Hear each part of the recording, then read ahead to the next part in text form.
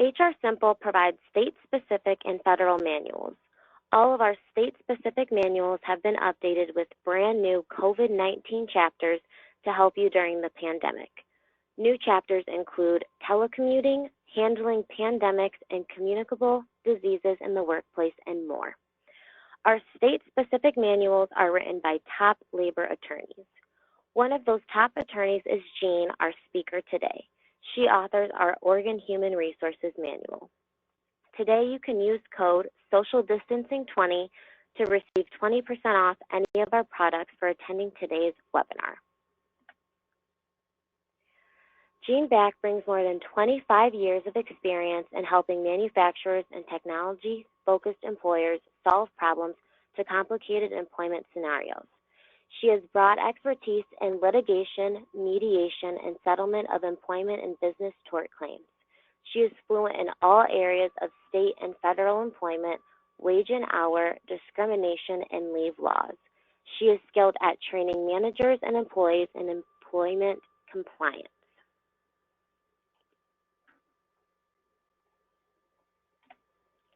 So now I'm going to hand this over to Jean so that way we can get started on our best practices for social distancing presentation. Great. Thank you, Anna. Hope everyone can hear me. I am having slides, so.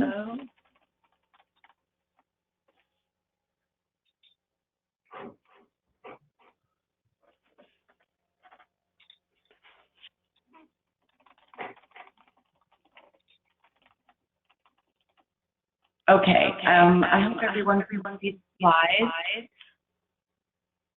It looks great. All right.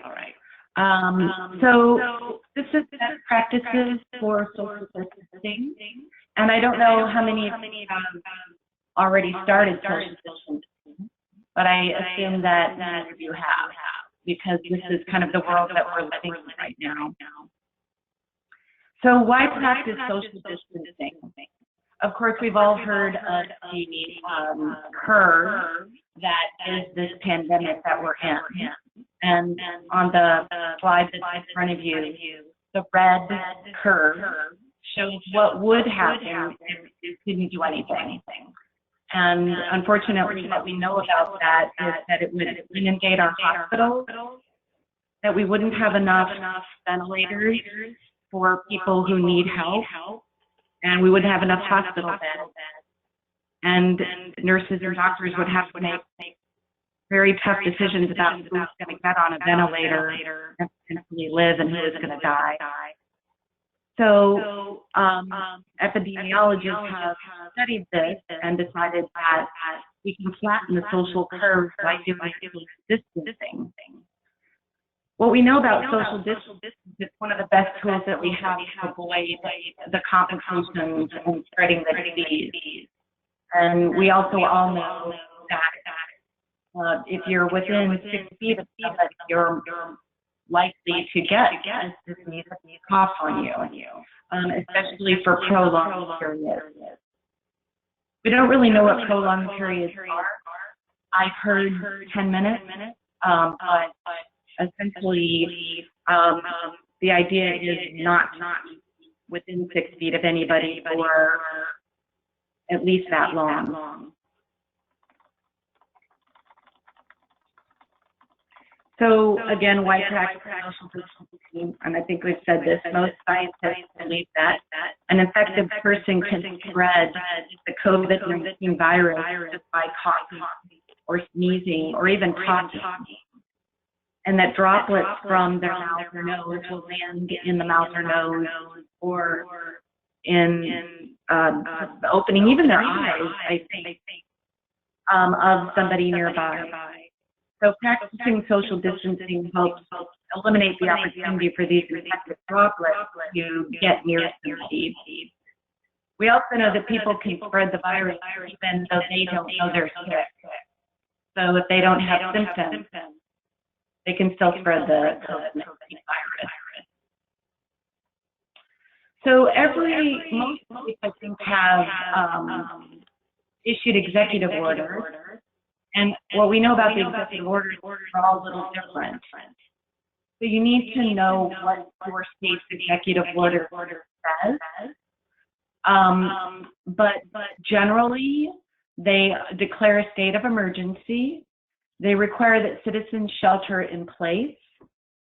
They give a list of closures, and some states essentially close all businesses except for essential services, and some states will allow businesses to stay open but close services where people are going to be around each other. And that's how my state of Oregon did it. Our governor, instead of closing all businesses except for essential services, she closed museums where people were going to be, or businesses or areas where people are going to be in close contact. So no concerts, no sports events, no museums, no gatherings, public gatherings of any sort, no gyms. Daycares had to be closed except for those daycares that practice social distancing, and there were some very specific rules around that. So schools had to be closed. So every state is a little different, and I would say you would want to look at your state's executive order to determine exactly what needed to happen and what didn't, and whether your business can open. Now businesses are starting to open, and I think as we move into May and June, states are going to be opening businesses. So you are going to really need to understand social distancing as states are kind of opening up and getting back into the swing of things.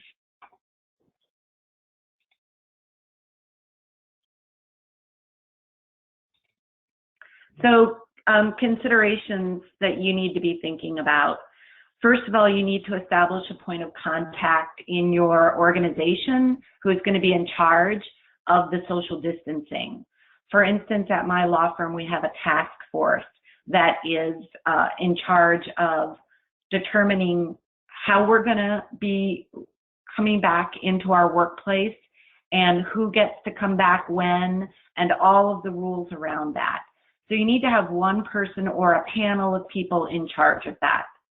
You need to remind employees about policies concerning absences and working from home, including vacation, sick pay, FMLA, unemployment, short-term disability, and of course these new expanded leaves and sick leave benefits, paid sick leave benefits that Congress established under the Family First Coronavirus Act.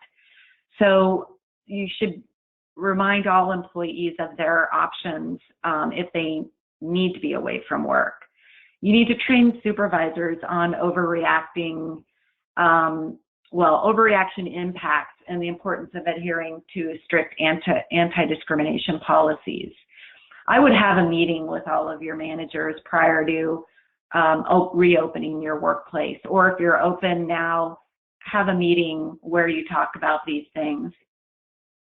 Keep track of the updates from the CDC. For instance, this morning I just went onto the CDC website to see if there was any updates for me to pass on to you.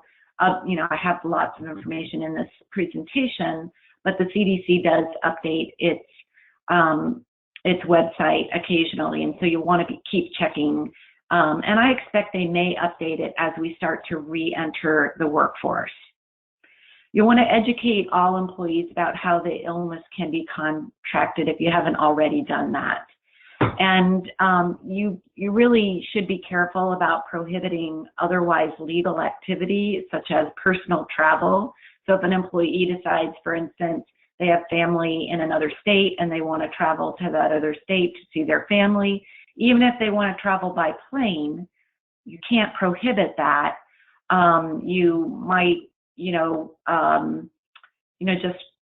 can take precautions, of course, with respect to any employees who have symptoms or are feeling sick from COVID-19, but you can't prohibit the activity of traveling.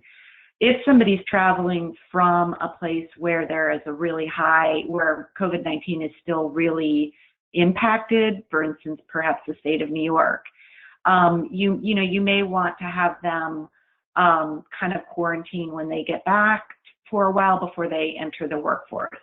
That's kind of up to you. If you do have them quarantine, then you'll want to pay them for their time in quarantine if you're requiring them to do that. CDC guidelines, so we talked a little bit about that. Again, go on to the CDC website. It has all sorts of information. Some of that information I'm going to convey to you here, but essentially the guidelines say the same thing that you've heard repeated over and over on television and in Facebook or wherever you get your information, that you want to keep space between yourself and other people outside of your home. You want to keep at least 6 feet apart, not gather in groups, and stay out of crowded places. Also, the guidelines give strategies that you can use, including how to implement flexible work sites like teleworking, how to implement flexible work hours like staggering shifts. Staggering shifts is something that you're going to need to really be careful about and think about a lot as you're moving into reintroducing your employees into the workspace. Increasing physical space between employees at the work site to the extent that you can do that, and we're going to cover that. I'm going to show you some examples of how you might do that. Increasing physical space between employees and customers. For example, drive-through or partitions plastic partitions that you can put up between an employee and a customer that comes into your store. Implementing flexible meeting and travel options. For example, postponing non-essential travel meetings or events. Downsizing your operations. Delivering services remotely by phone, video, or web. So, for example, even if you're in the office and you need to have a meeting, do your meetings by virtue of Zoom or other types of, websites where you can do virtual meetings. Delivering services, so delivering products through curbside delivery or pickup. So instead of somebody taking something into your place, if it's a vendor bringing something to you, have the vendor drop it off in the front of your place of business, and then somebody from your place of business can go and get it and pick it up rather than the vendor coming into your place of business. So you're really going to need to think of all of these types of things. What's the travel that comes into your business on a regular basis? How can you reduce that travel? How can you reduce people that aren't a part of your workplace from coming into your workplace and potentially bringing in, germs that aren't already introduced into your workplace by your employees? Once your employees are back in the workplace, it's going to kind of be like they're a quarantine unit. Like we all have quarantine units now in our own households. And when your employees are back in the workplace, they're going to, in a sense, be a unit. And so you're going to want to think about, how can I protect this unit from outside influences?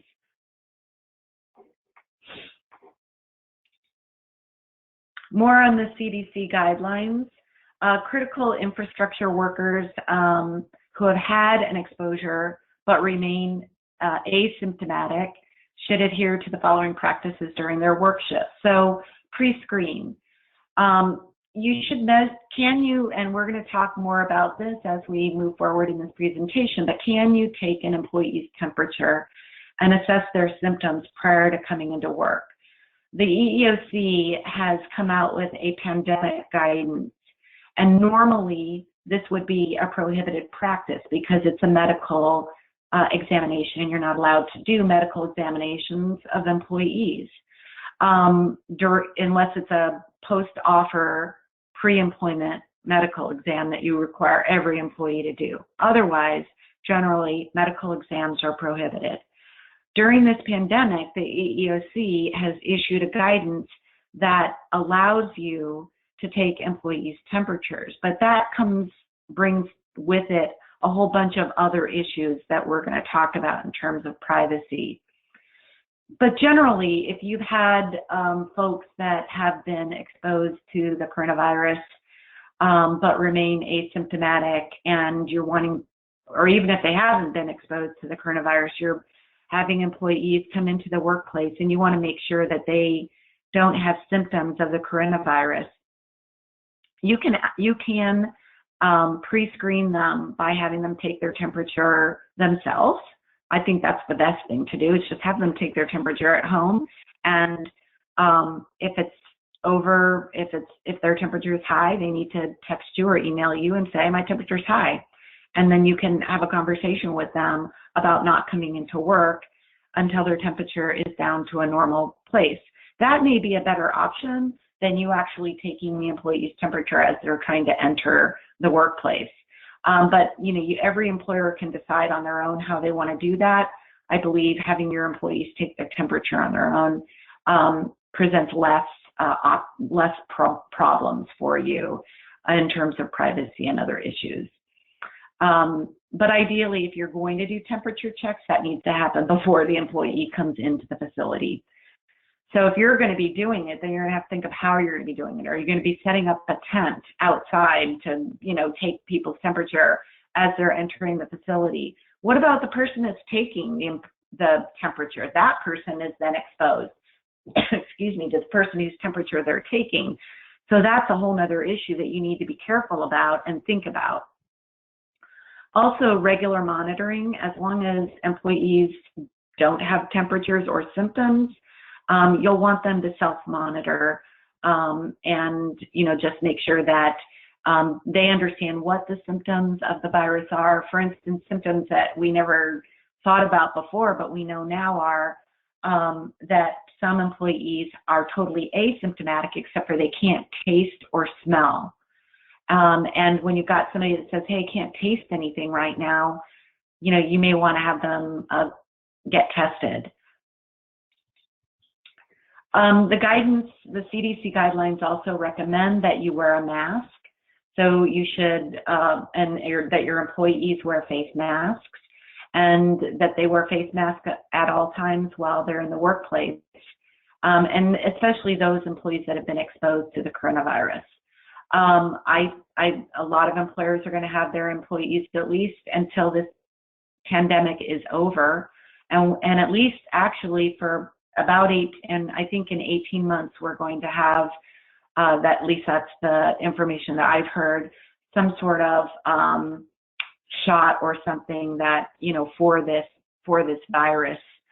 But until there is something like that, having employees wear masks while they're at work is an option that you should consider.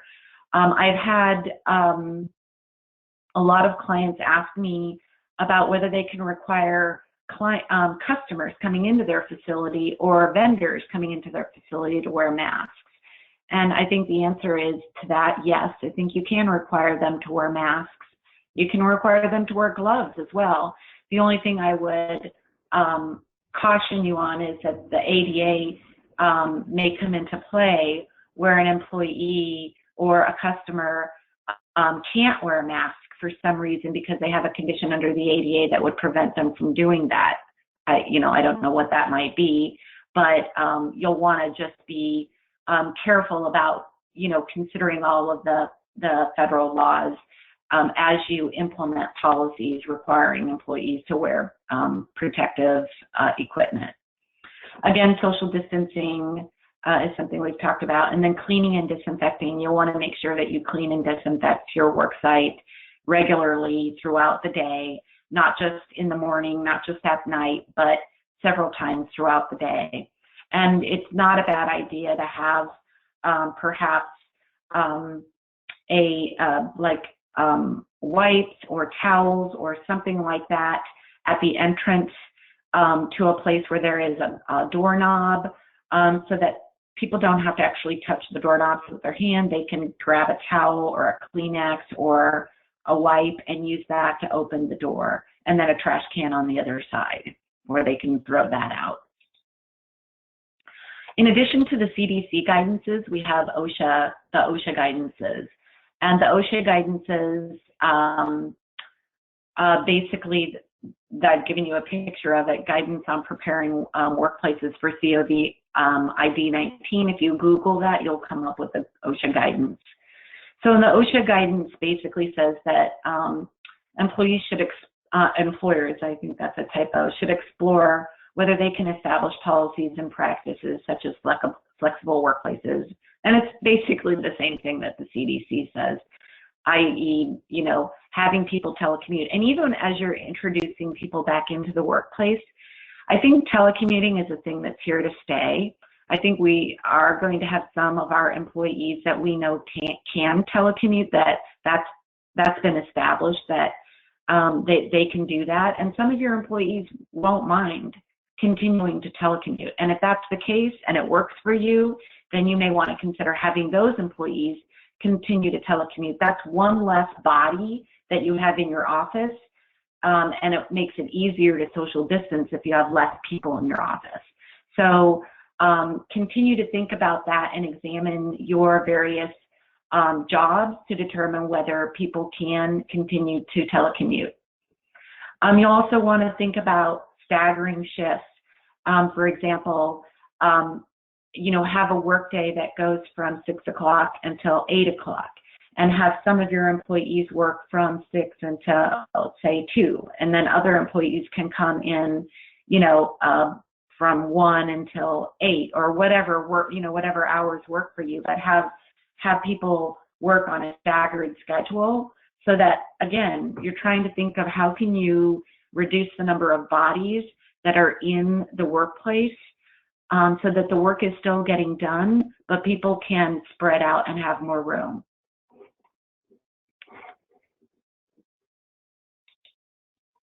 You'll also want to discourage workers from using other workers' phones, desks, or offices, or other work tools and equipment when that's possible. If you do have shared workspaces, then when somebody is finished using their shared workspace, you want to make sure that they themselves clean the workspace before they're done, so that they have disinfectant wipes, that they clean the keyboard, that they clean the mouse, they clean anything that they have touched while they're in the workplace.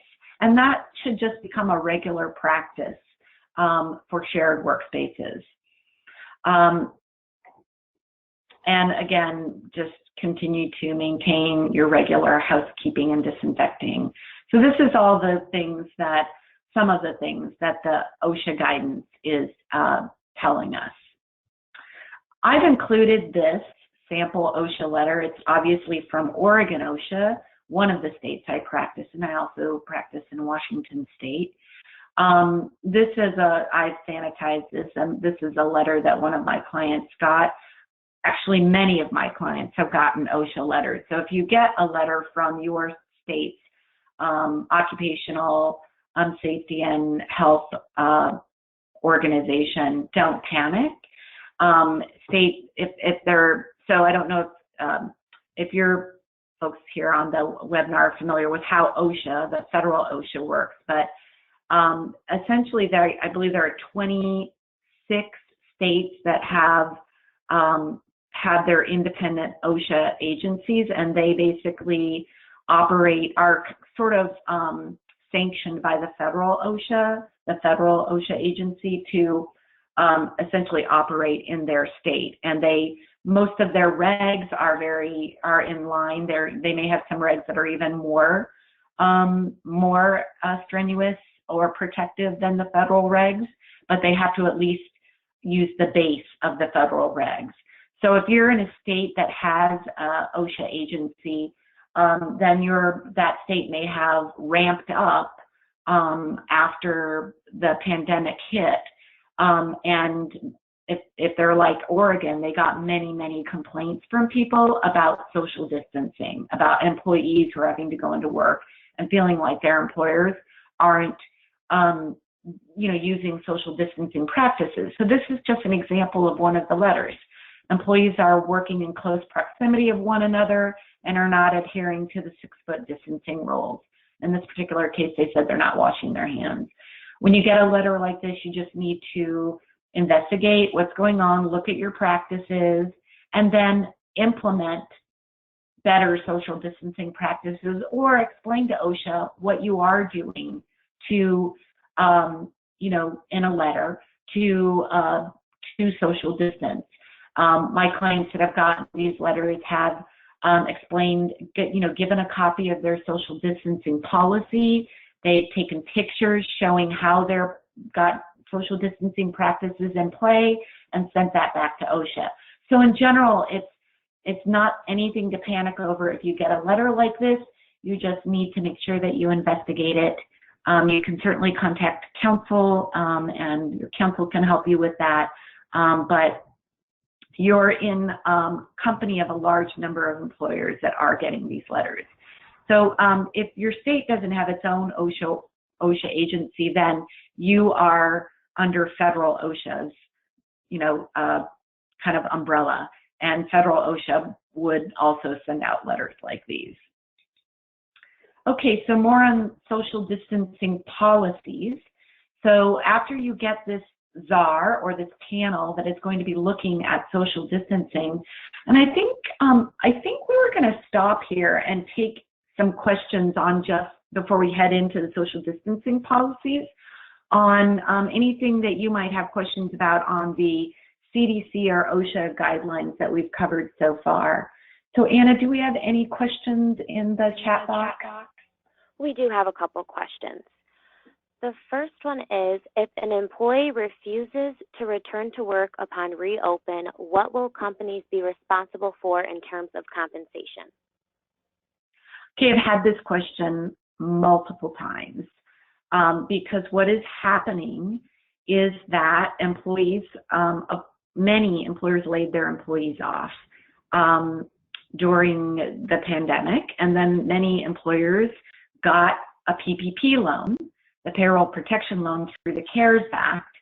And when you get that PPP loan, most employers are going to be rehiring their employees, because they need to, that's the purpose of the PPP loan, is so that you can rehire those employees that you had to lay off when your workplace either shut down or your business slowed down. We have lots of employees that are on unemployment, and because they're getting that extra $600, they're getting paid more on unemployment than they would if they came back to work. And so they're saying, I'd rather stay on unemployment. And so I just actually was on a call, an Oregon Business and Industries call, where the head of the Oregon Unemployment Department was a guest speaker on that call, and it was only for a select committee that I'm on. And he basically said that some employees could still be eligible, at least in Oregon, for unemployment,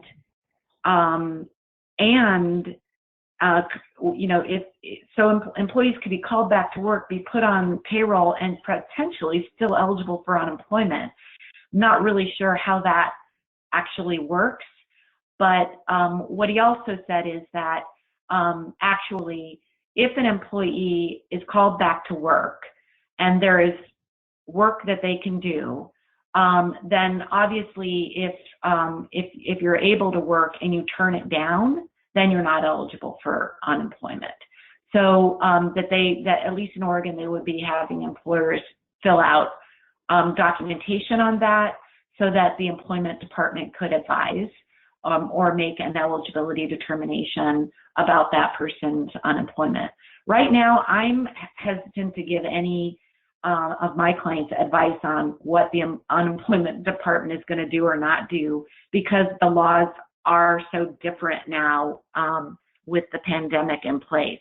But I do know that if an employee refuses to come back to work and you've offered them work, I would basically say, look, I'm going to report this to the employment department. They're going to do whatever they're going to do. I can't speak for whether you're going to be eligible for unemployment or not, But also, if they don't come back to work, you can make a determination about whether you want to keep them employed because they're refusing work. And there's really no need to do that. And so, you know, I'm advising my clients that they can make a determination about whether to terminate that employee's employment if they refuse to come back to work.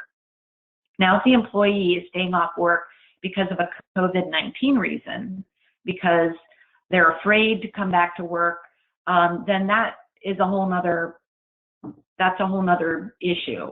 And they can get unemployment if they don't want to come back to work because they're afraid of catching, and maybe they're susceptible, maybe they're asthmatic, or they've got an underlying health condition, or they're, elderly or whatever. So I would definitely contact your advice counsel on that question because it can be complicated depending on the exact facts of the situation. So I think I can take one other question, Anna. Perfect. The second question is, if someone chooses to travel for personal reasons, are you still required to pay them for quarantine time? And then piggybacking off of that, can you require an employee to work in quarantine? Okay, so if they're traveling for personal reasons, then, that's if you're paying them for quarantine time, I guess the question I have is this an expanded federal family medical leave? You're paying them because they have kids at home and they're homeschooling them. So I'm not quite clear on what's going on when you're paying them for quarantine time. But the only time essentially, the paid leave that I'm aware of is the expanded leave that's under the FMLA or the sick leave. Other than that, if they're not sick, then they're getting unemployment if they can't work because for some reason they're in quarantine. So I'm sorry, Anna, can you repeat the question because I got caught up on the paying for quarantine time. Of course. If someone chooses to travel for personal reasons, are you still required to pay them for quarantine time?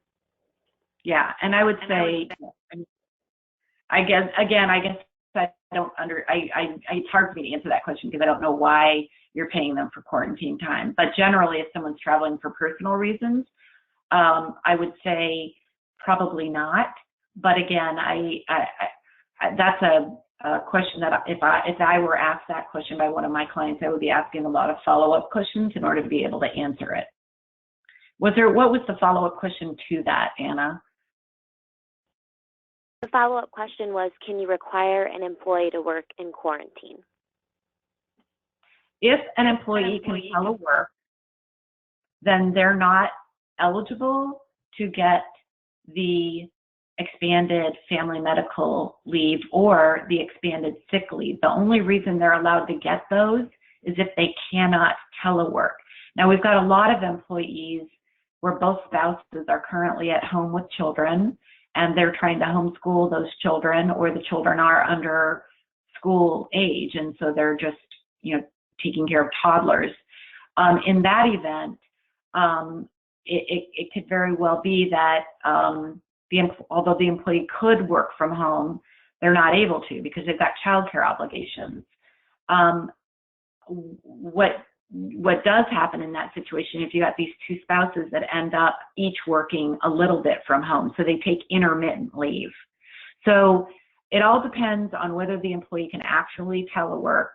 If they've got reasons that are eligible under the Family First Coronavirus Act, then they're entitled to that paid leave. But you want to query with that employee whether they can telework intermittently. And if so, then they can take that paid leave intermittently, and then they can get paid regular wages for the hours that they can actually telework. Okay, so I'm going to move on, and we'll take some more questions a little later on after we go through the social distancing policies. But the social distancing policies, this is really the kind of the core thing that you need to do now especially in order to respond to an OSHA complaint, and as you're moving into reintroducing your employees back into the workforce. So again, first you have to decide who's going to be leading this effort. Then you'll want to actually create a policy, and you'll want to document what your expectations are, communicate the policy to employees, train on your expectations, and create visuals throughout your workplace so that employees can understand, you know, what you're asking them to do. So now we're going to kind of go into some more specifics here. Again, this is a visual. This is a good visual that shows two people sitting 6 feet apart from each other. So essentially, you'll want in your policy to, you know, have that people should avoid close contact, and you'll want to define what that is. Obviously, try and stay 6 feet apart. You'll want to evaluate common spaces such as locker rooms and time clock areas, and decide how employees are going to be, you know, accessing those places. Are you going to have them line up to say clock in and clock out? If you have them line up to clock in and clock out, you may have an issue that you're going to have to pay them while they're in line. So that could create a wage claim issue, so be really careful about that. If you can have employees clock in and clock out through their phones, that is something that you'll want to explore. So you'll really want to think through all of these processes where employees all access the same mechanism, like a time clock. Normally they would just all come up, you know, one after another in close contact and do that. Well, how are you going to do that now that they're not supposed to be in close contact? So think about that. What do you do about common tools? What do you do about shift changes? So the risk is people are crossing back and forth with each other during the shift change, and, you know, potentially infecting each other as they pass each other. So perhaps, excuse me, have one shift end and then don't have the other shift start until 15 minutes or 30 minutes after that shift ends. That way you can avoid people passing by each other while they're coming and going. You'll want to think about meals and snacks and how you do those. The day of having open containers and catered meals where you're having one open container of a, you know, and where people are going up and serving themselves is over, at least for the meantime. Any kind of meals that you serve at meetings or anything else need to be boxed up and, you know, in personal protectively wrapped so that employees don't get each other sick. You'll want to streamline monitoring activities. I'm going to talk to you more about what that actually means. You'll want to look at office and clerical work, telework options. Again, if someone can telework and that's worked out for you over this quarantine period, then consider having them continue to do that. And then you'll want to think of other considerations like sanitation and other topics. So now we're going to dive more deeply down into this. So social distancing in practice. Again, critically analyze the movement around your facility to make sure that people can move around your facility and keep distance from each other. Create barriers and spacing reminders for your employees. Limit employees on site to only essential staff, or, you know, to the staff that need to be there to do the job, and think about, you know, having employees work off site that can. Allocate time throughout the day to sanitize. Eliminate face-to-face meetings. Require that employees wear face masks and provide gloves. So those are all things. So here's more about how you might put these things into practice. So analyze your entrance and exit, you know, safety. So this is something that one employer did, is they essentially put up this kind of barrier and put up a do not enter sign, you know, for, you know, people entering and exiting.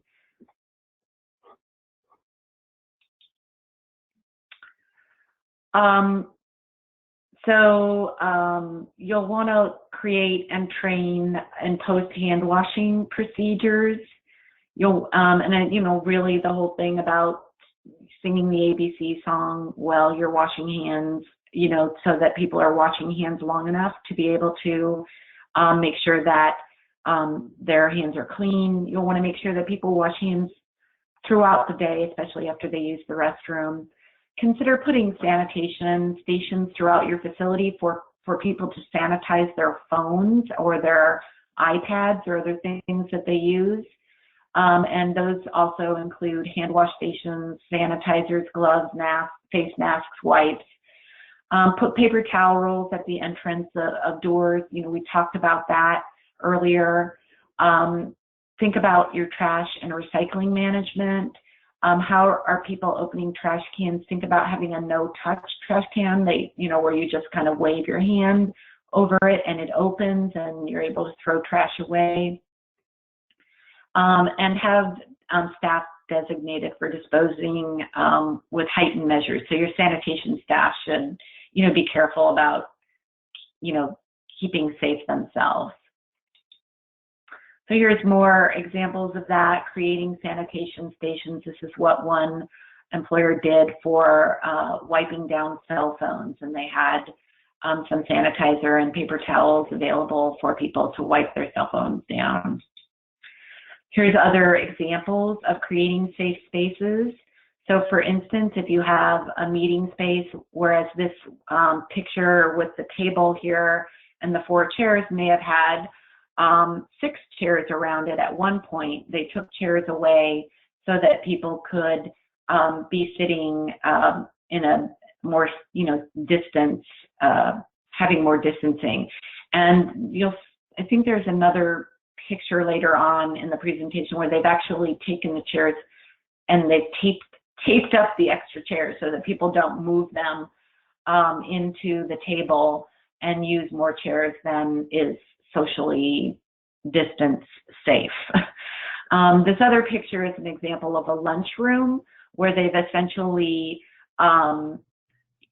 crossed off places where people shouldn't sit. These tables have 3 people each to a table. I might say that that's even a little much, but you'll just want to think of ways that you can go through your facility and put physical reminders for your employees about not sitting too close to each other, and that's what this is all about.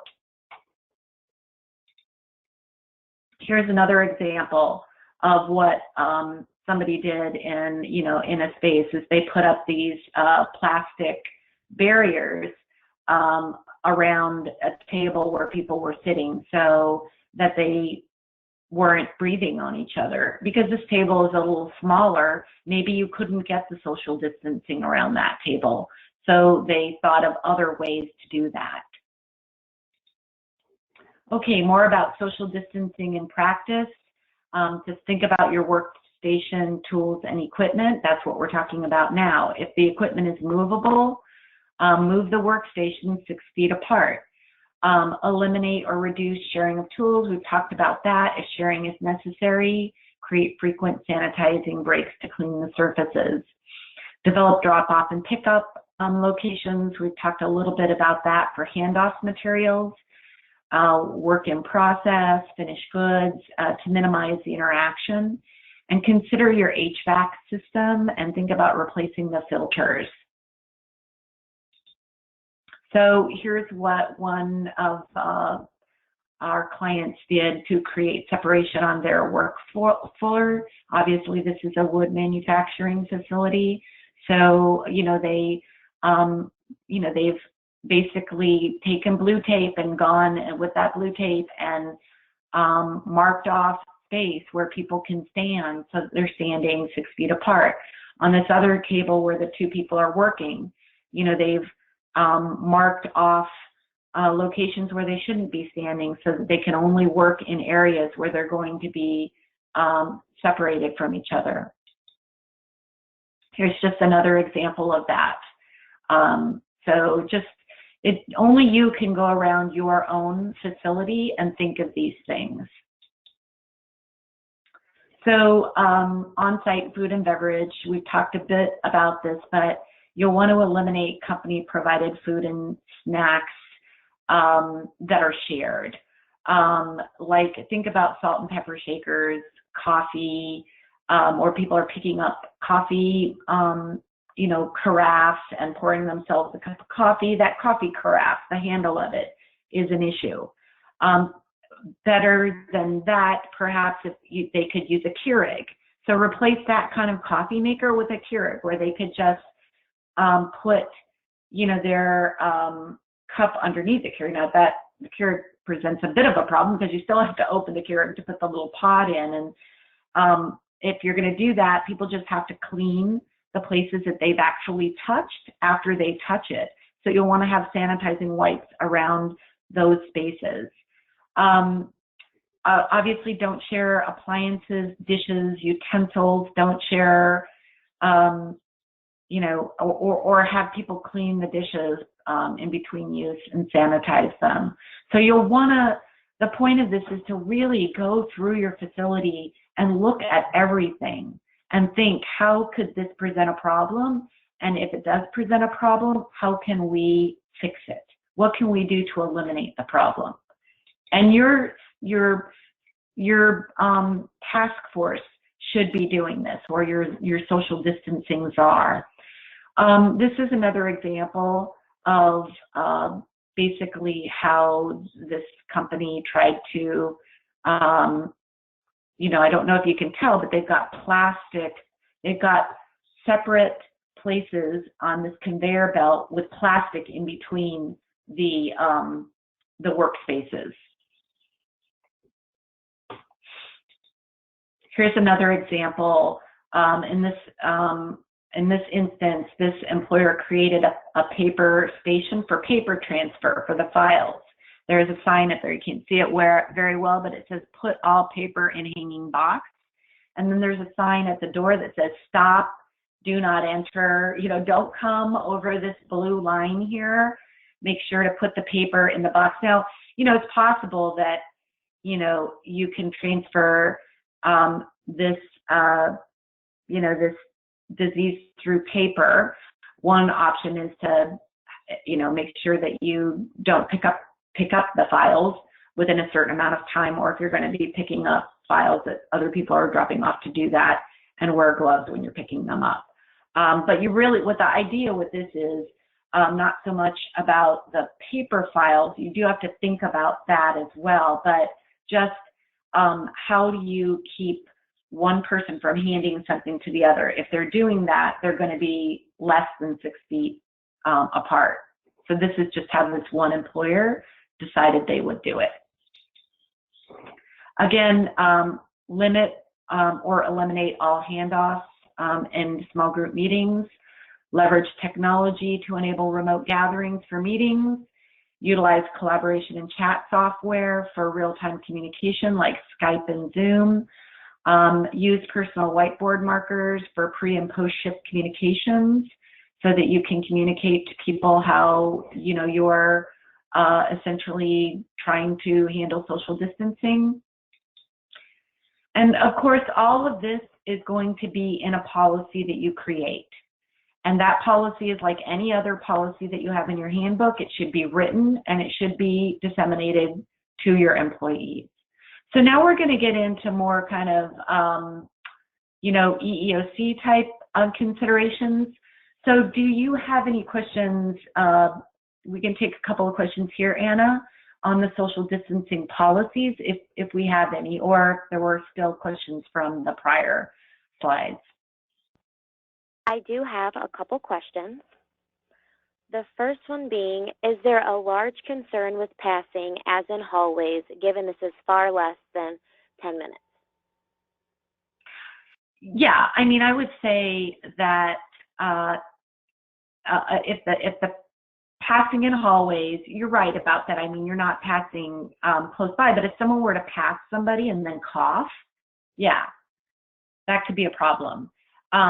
Say they really didn't know they had the coronavirus and they thought they just had asthma and they had a little cough and they passed somebody in the hallway and they coughed, and then that it turns out they had the coronavirus. I'm just saying it could present a problem. You're right, it's less likely because they're not going to be very close to each other for very long, but I would still think about your hallway and whether you can, I'll give you an example. I was in Japan in June, and in Japan, I think it's just because it's so crowded, but all of their sidewalks have like basically a line down the middle, or even there's space, on their sidewalks, and basically you can only walk in one direction. In the morning you walk in one direction, and in the afternoon you can walk in the other direction. I know I'm not explaining it very well, but I guess my point is that look at your hallways. Think about, is there a way that you can put blue tape or whatever down your hallways so that if people are walking in the hallway, at least they're walking further apart than right next to each other, and they're walking in a designated aisle or walking space. Just think about those things. That's all I'm asking, and that's what OSHA is going to be asking and expecting of you. And so you'll want to just consider that things could happen even if you're just around somebody for a couple of seconds. Is there another question? Yes. What is the liability if employers can't find face masks, wipes, etc.? Can employees use their own PPE? So I think employees can use their own PPE. I do think everybody realizes that there's a shortage of masks. A number of manufacturers, I know here in Oregon, have essentially retooled their facilities, and they're making, those plastic masks that you see and I'm not suggesting necessarily that your workforce needs to use plastic masks like healthcare providers use, but it really depends on if your workforce is going to be close in contact with each other. Like some workforces might not have a choice but to be in close contact with each other because that's the only way the job can get done. And if that is the case, then you want to think about plastic masks or other masks like that. I'm thinking of, for instance, healthcare providers or people that work in assisted living care facilities, or other such places. Otherwise, I do think that employees can use their own masks. I don't think that there's no rule, OSHA or CDC guidance, that says you have to have a specific kind of mask. And quite frankly, before they were saying that masks weren't necessary, right? I think that was because there was a shortage of masks and they were trying to keep people from going onto the web and buying out all of the PPE that hospital workers needed. But as people started making their own masks, the CDC rules on that changed, and then they said, yes, we want you to wear masks.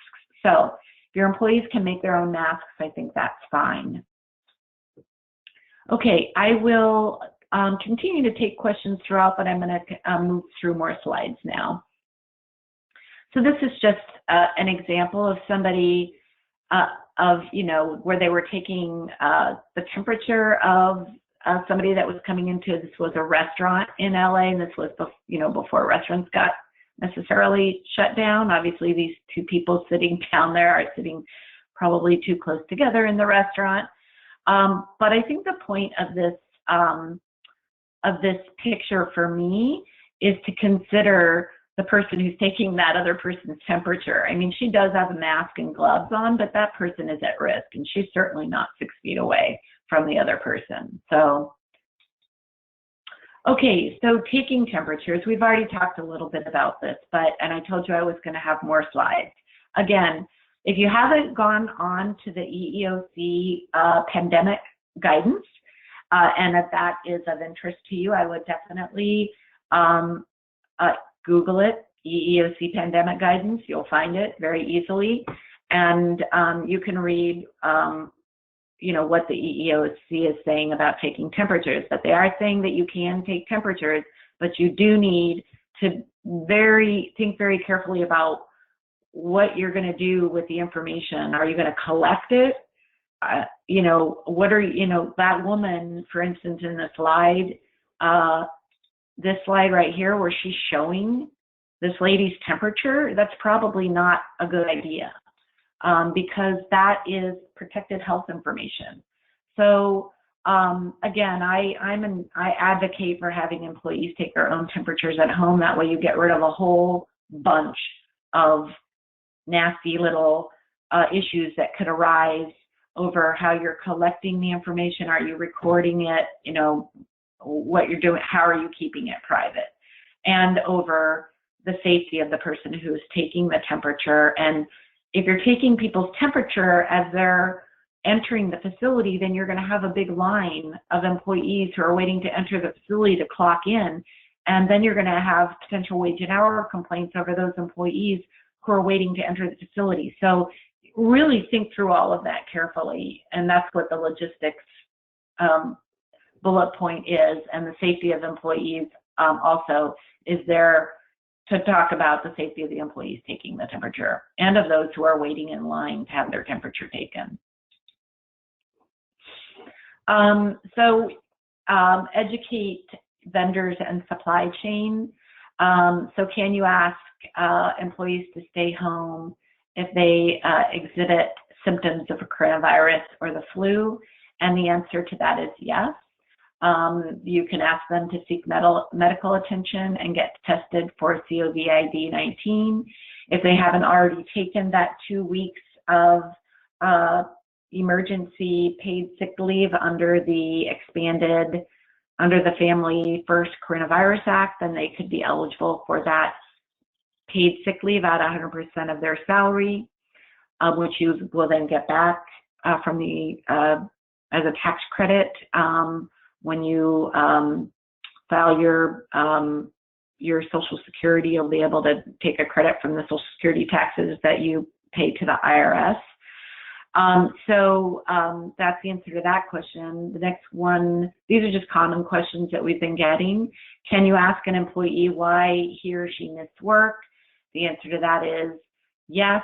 You can ask them why they missed work under most circumstances, because, if they missed work because they were sick, then you'd want to, evaluate whether they're ready to come back to the workplace, whether they're healthy, and you can ask for medical documentation that they are healthy to come back to the workplace. It is difficult to get that documentation for some people because their, medical facilities are very busy right now. If you can't get that documentation, then simply having your employees maybe fill out a form indicating that, they've been they've been free of symptoms for however long, might be an option, but you'll want to think about how you're going to get that documentation. I think that a lot of, some healthcare facilities had to close down, at least here in Oregon, if they were doing sort of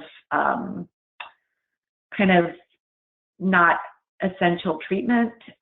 So there may be more options to get these kinds of notes from doctors as our economies open up more. So anyway, I think that will be an option. Some clients are requesting medical notes from employees prior to returning to work, especially if that was a prior practice. Again, we've talked about the fact that you might not be able to reach physicians. So I realize that this as consideration for employers, educate your vendors and supply chain, and that these bullets didn't really have anything to do with that title, but you also want to look at educating your vendors and supply chain on, and I think we talked about that, delivery of items into your workplace and how that can happen safely.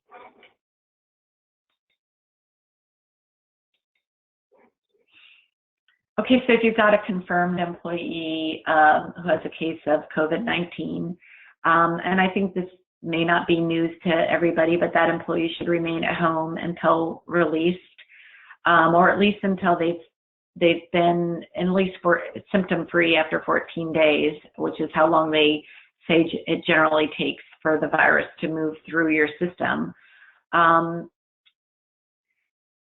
You should send all employees home who work closely with that employee to ensure that the infection did not spread. So this is, you've got an employee at work and they've come down with COVID-19. They have probably spread it to those people that are working, closely with them. So the question of how you determine who you might tell to stay home, I think this was more of a concern, prior to the shutdown of many businesses, when we had, people working really closely with each other. You'll just have to evaluate if you want to send employees home.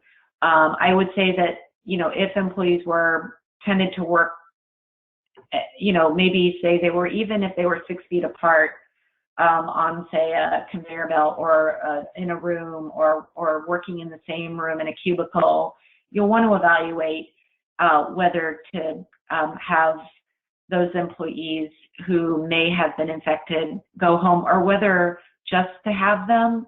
And I think the CDC has come out with a kind of updated guidance on this that says that you can just have those employees just monitor how they're feeling, and not necessarily send those home who were working 6 feet away from the employee that got sick.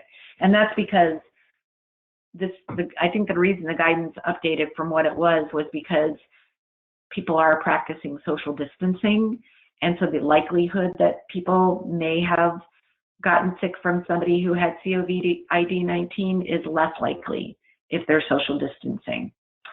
The next bullet just says, before the infected employee departs, ask them to identify the individuals they worked in close proximity with for a long period of time. So again, if they did work in close proximity less than 6 feet, you'll really want to consider how to address those employees. This has cleaning and disinfecting. Obviously, if the surfaces are dirty, you'll want to make sure they're cleaned.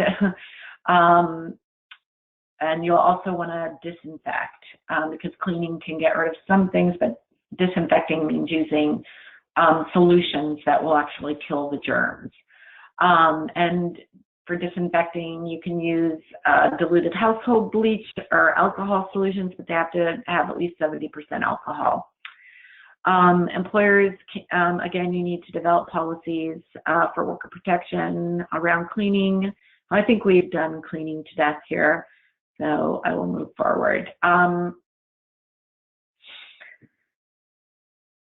So again, this is a confirmed case of COVID-19. I think we covered that one, so we'll move forward. Suspected but unconfirmed case of COVID-19. So you want to take the same precaution that we noted above. You want to treat the situation as if it was an actual case, and at least have that employee stay home for a period. And if they're quarantining because they have symptoms or they think they have COVID-19, they're going to be eligible for that emergency paid sick leave. The reason that emergency paid sick leave is for 2 weeks is because that's about how long it should take the employee to know, kind of move through the virus and to be well at the end of it. Communicate with, again, your affected workers to let them know whether the employee is tested positive or not. Again, you have to, obviously, if you have an employee that's tested positive or is even suspected of having COVID-19, you should not be telling other employees who that employee is, because that is going to create a privacy implication. So what you want to do is speak in more general terms and say we have an employee who may have had some contact with you, who is not feeling well. I wouldn't panic people. If you don't know the employee has COVID-19, I think you can just say they're just not feeling well and they've decided to stay home.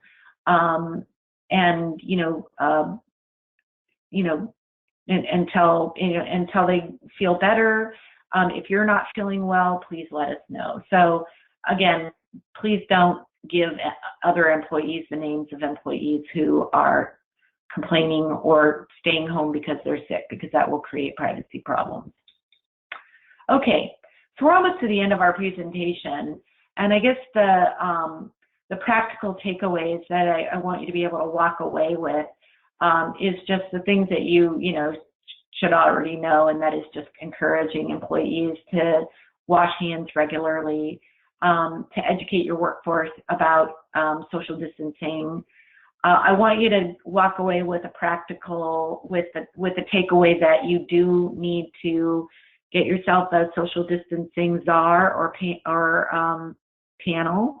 You need to create a social distancing policy that includes many of those items that are prior social distancing policy. There was one slide that basically gave you 9 bullet points, and those are all different topics that you will need to cover in your social distancing policy.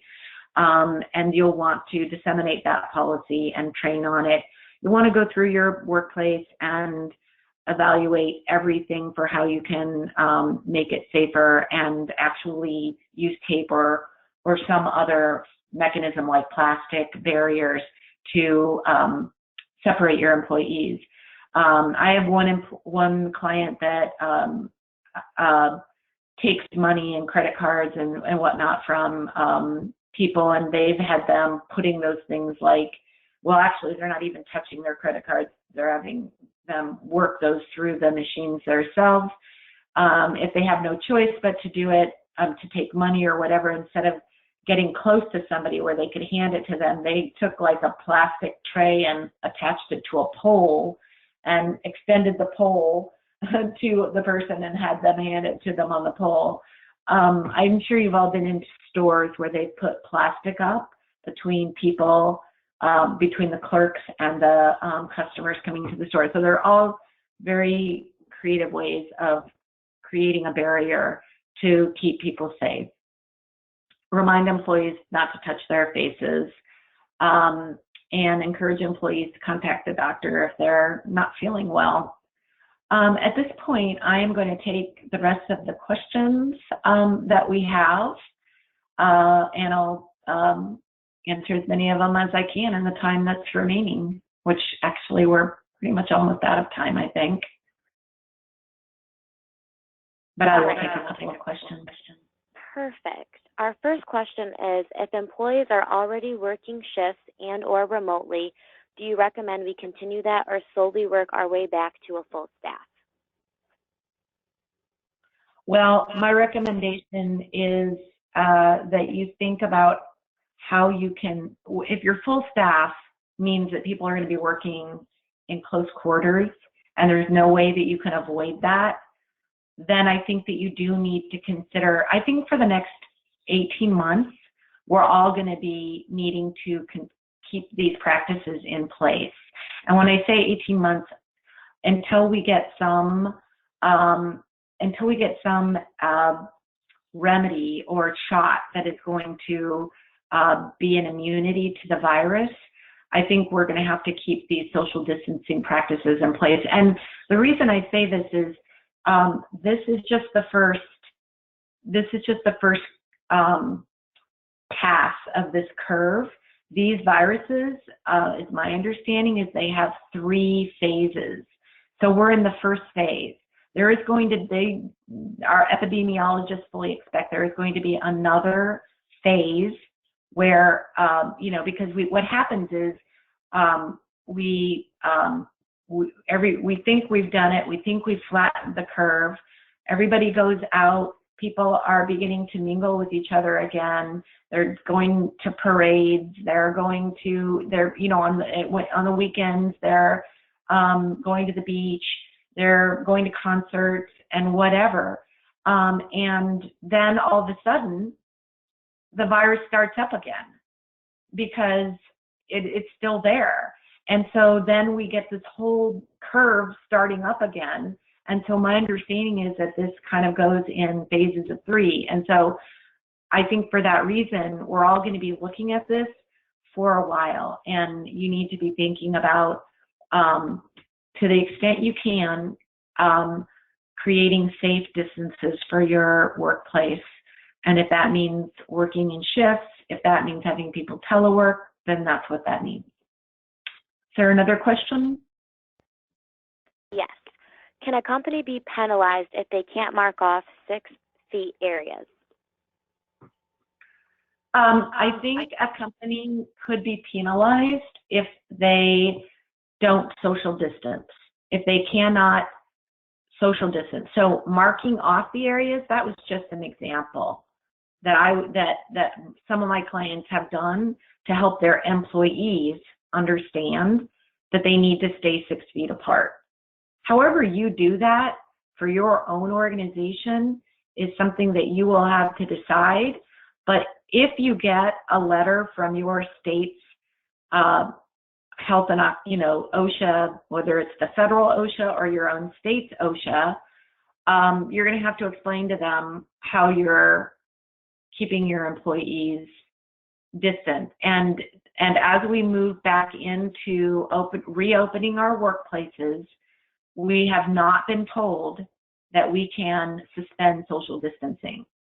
So I think it's more important now than ever to have your employees do the social distancing. Having said that, you just have to be able to prove to your state's OSHA organization what you did to do that, and it doesn't necessarily have to be taping off spaces. It can be putting up barriers. It can be, whatever it is that you've done, but you will have to demonstrate it. And if you don't, you could get fined by OSHA. Is there another question, Hannah? I can take 2 more. Sure. If you are pre-screening employee health to determine if they should come into work and they have used all of their leave, including emergency leave, do you have to pay them if they are salaried workers? Okay, so let me think about this. You're pre-screening them, and I guess what when you say you're pre-screening them, what I'm a little lost on is why would that prevent them from coming into work? That, to me, that just means you're asking them if they're free of symptoms. So if they're, I'm just going to go with this and assume that you mean if they're not free of symptoms. So you've pre-screened them and you've determined that this is a person that's not free of symptoms and they're a salaried employee and they're out of all sick leave. For salaried employees, if they don't work in the work week, then you don't have to pay them. But if they work even an hour in the work week, then you have to pay them their salary. So if you're having salaried employees stay home and they can telework, then you would pay them. You'd have to direct them not to work, but be very careful if they send an email or even looked at an email, then you might have to pay them if they took time off. If they still have time off in a leave bank, like a sick leave bank, a bona fide leave bank, then they could just take the day off and they can take whatever leave they have in that leave bank as a replacement for the salary. In other words, they're still getting the same salary. It's just that some of it is coming from a different bank. So long and short of it is you have to be careful with salaried employees that if they work in the week, you pay them unless they have time in a leave bank that can replace their pay. I think I can take one more, Anna. Okay, for our last question, it's hard to find hand sanitizer, gloves, and masks. What if we can't find any to provide to employees? Yeah, I think we answered that one earlier. First of all, hand sanitizer, there's all sorts of options for that now that weren't available. There's there's distilleries that are making it. There's, but you can also make your own. And you should explore options for, online about how you might be able to make your own sanitizer, or see if you can find, one of the distilleries or new places that are selling it. But if you absolutely can't find hand sanitizer or gloves or masks, employees can make their own masks. So that's always an option. If you can't find hand sanitizer, employees need to be washing their hands. I mean, that's another option. If they're washing their hands, that's a replacement for hand sanitizer. In terms of gloves, I don't think every employee has to wear gloves, but there's, there are other options for rubber gloves. People can have, winter gloves, and you can get gloves at most, knit gloves. If employees can wear those, that is an option.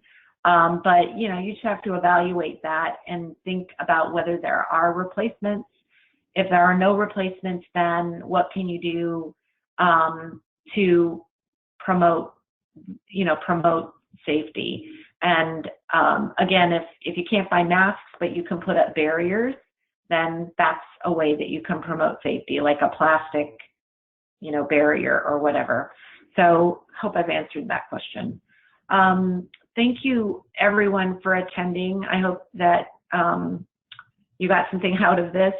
And I do think that these are really important things that, especially as we're heading into the next month, returning to the workforce, is something that we're all going to have to be thinking about. How do we do that? And instituting these social distancing policies is really the first step.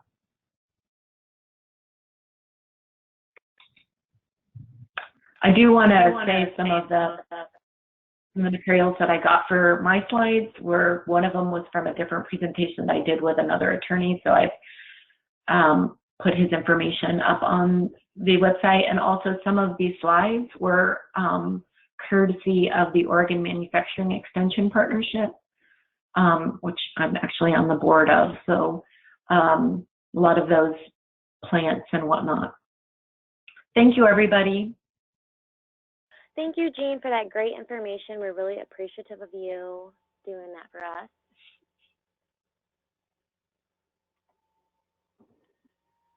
And if you're looking to attend more coronavirus webinars, please go to hrsimple.com/events. The slides and a recording of the webinar will be sent to you. And if you have any additional questions, please feel free to email me at anna@hrsimple.com. And just to show our appreciation for you coming out today, you can use code SOCIALDISTANCING20 for 20% off Jean's Oregon Human Resources Manual or any other state-specific guides that have the new COVID-19 information. Thanks for attending today. Have a great day, everyone.